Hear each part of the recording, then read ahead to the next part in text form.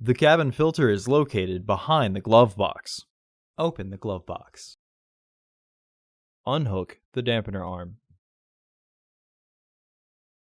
Remove the two stoppers in the glove box.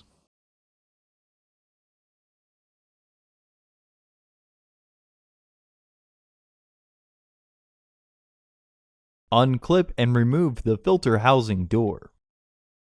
Remove the old filter from the housing and clean out any debris inside. Install your new AQ1118 filter into the housing, with its airflow indicating arrow pointing down.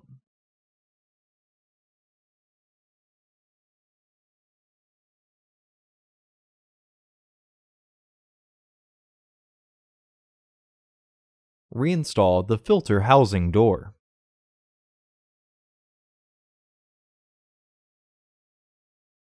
Reinstall the stoppers by matching the shape and then rotating clockwise.